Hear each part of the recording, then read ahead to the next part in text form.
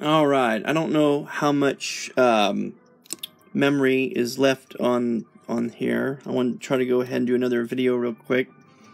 Then, I upload these the following morning. But I've started dismantling this movement here. Got a bridge out. I went ahead and let this back down so I can take that out and take the great wheel and spring back out and put back here. I wanted to go ahead and disassemble this movement to cover movement disassembly. And I'd rather do a large movement for this kind of a video, but I have this movement handy, so I'll just go ahead and do it. Okay? Since one of my viewers is doing a lot of pocket watches, these movements are very similar to the pocket watches without the crowns though, but the techniques are pretty much the same, and if you're going to do a Westclox, you might as well learn everything. And I didn't like that happening. I really need some kind of a tripod. So let's continue here. I'll show you what I do when I'm dismantling one of these. And I'll set that aside. So the time bridge is out. Go ahead and remove the alarm bridge. 2.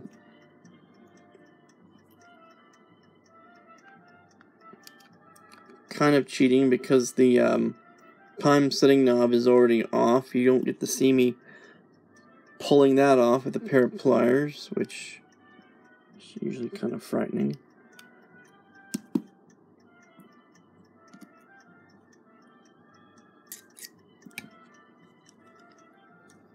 This was a working movement.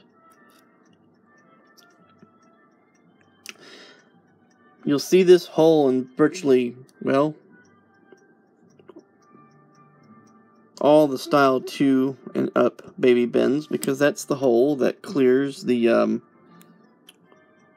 bottom side of the rivet that is the winding key stud. And if I was to go ahead and take this big oversized pillar nut off, I'll do that off camera.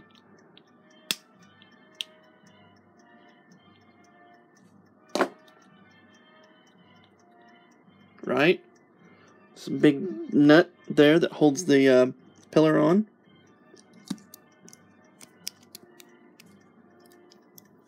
This alarm bridge, if I get it held on there the right way.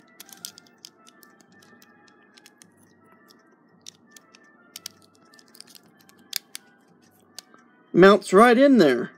I'm ready to put the screws in now on that. Isn't that neat? And this is the last 2 key movement made. What's the date stamp on this? October, looks like 59 is what I'm reading there. And then this is a bridge from a movement made, where's the date stamp on this one at?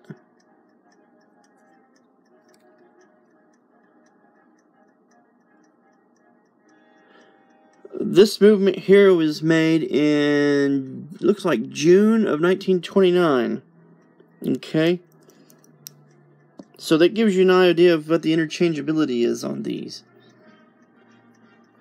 So I'm going to set that aside. We take this apart the same way we took this apart. Pull the great wheel out, pull the spring out.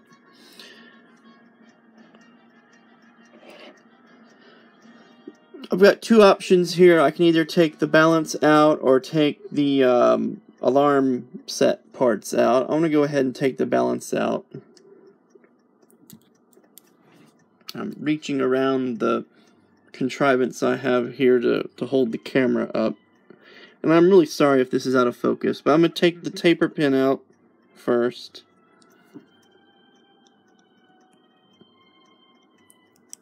Okay, there's the taper pin. It's brass. It's not magnetic. Now what I'm going to do is back the hairspring out. And I'm going to back the hairspring out of the regulator too.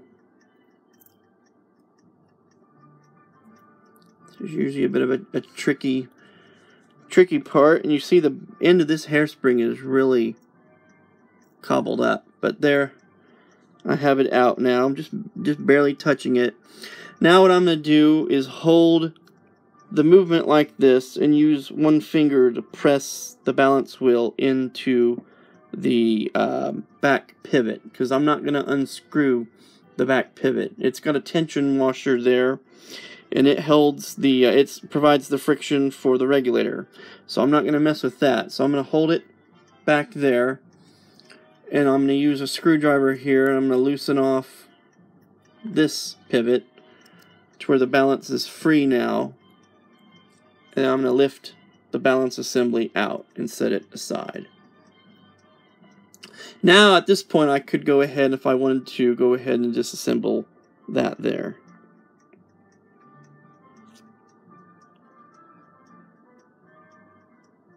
Let's see if I can get the focus to go in. Okay. Now to disassemble all this right here.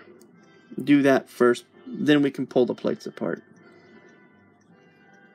Just simply take and turn this backwards. There's no... we're cheating here. There's no shuck pinion there on this one right now. So I'm going to hold this stationary. Turn this backwards till it unscrews. Okay. Set it aside.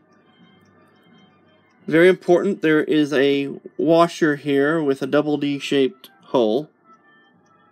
See the double D shape of the hole there. 2 flats. It's a circle with 2 flats. If it had 1 flat, it'd be called a D-shaped hole. But since there's 2 flats there to fit the flats on this, it's a double D. Alright, this nut here, it doesn't have any flats on the outside of it, and it's usually just tight enough you can unscrew with your fingers. You might have to use a pair of pliers to get it off. But usually on these, the tension is correct. It's on there finger tight. Alright, this side and this side are different. There's no bevel around the hole on this side. There's a bevel around the hole on this side. The bevel faces this way. Okay? Another double D washer.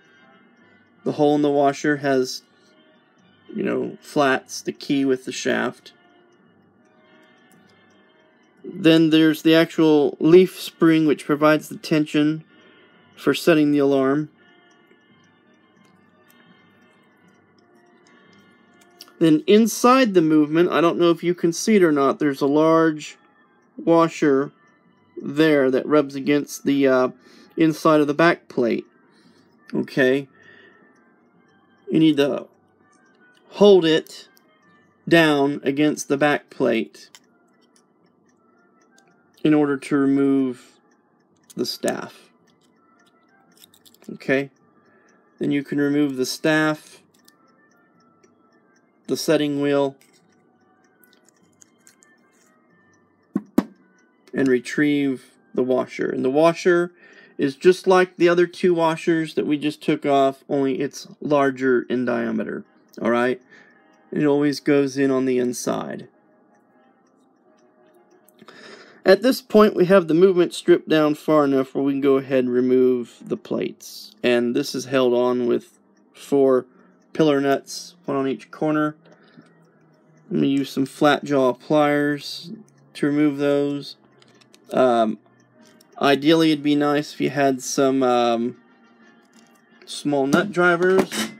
It's not necessary, and I'm knocking things down with my elbow now. Okay. Once again, these nuts have a definite way they go on. The hole through the nuts, the side that goes against the movement plate, is beveled.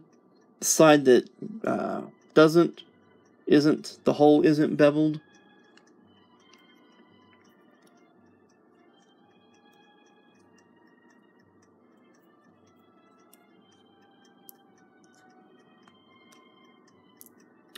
Alright, all the pillar nuts are off.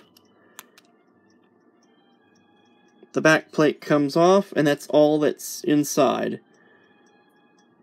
4 wheels in the time side, plus the escapement verge and the alarm escape wheel. And oh yeah, the repeat lever too. There's the fourth wheel. There's the center wheel. That's the third wheel. It's trying to escape on me, the escape wheel. The repeat lever, because this is a style 2, after all. And the verge. And then this is the front plate. And then you can go ahead and remove this screw here and remove